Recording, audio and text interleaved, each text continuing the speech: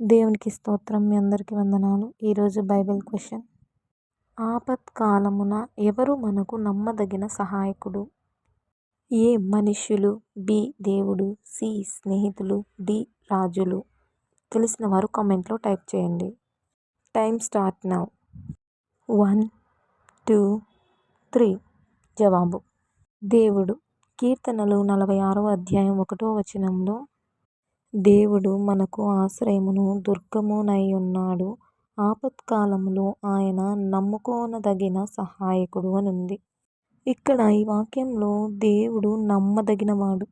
ఆయన ఎలాంటి ఆపదల నుంచైనా తప్పించగల సహాయకుడు. ఆపత్కాలంలో కూడా ఒక విశ్వాసి దేవుణ్ణి స్తుతిస్తూ కృతజ్ఞతలు చెబుతూ సాక్ష్యకరంగా జీవించాలి.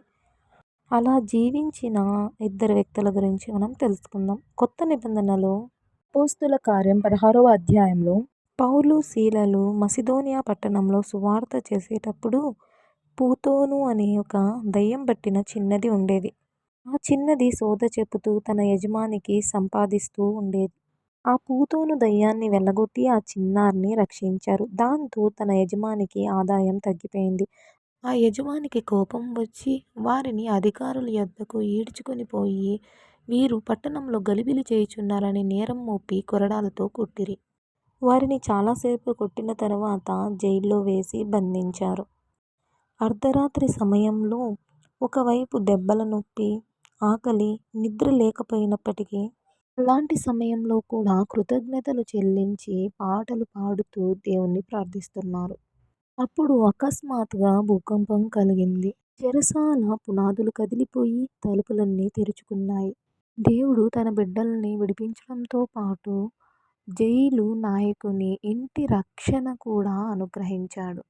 అలాగే మన జీవితంలో కూడా ఇబ్బందులు, నిరాశలు, అనారోగ్యం లాంటి అర్ధరాత్రి చీకటి పరిస్థితులు వచ్చినప్పటికీ మనం కూడా పౌలు, సీల వలె కష్టకాలంలో కూడా దేవునిపై నమ్మకంతో స్తుతిస్తూ ఆరాధిస్తూ ఉన్నప్పుడు మన హృదయం నెమ్మదిగా ఉంటుంది. ఇక్కడ వారి ప్రార్థన వల్ల విడుదలే కాక రక్షణ కూడా లభించింది.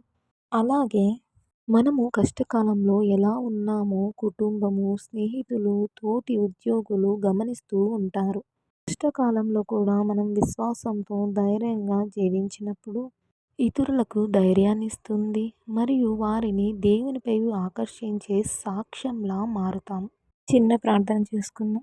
పరమ తండ్రి, పరిశుద్ధుడా, మహోన్నతుడా, ఆశ్రయదుర్గమైన దేవ స్తోత్రం. ఈ వాక్యం ద్వారా మాతో మాట్లాడిన విధానం బట్టి కృతజ్ఞతలు తండ్రి. అవును తండ్రి, పౌలు, సీల వలె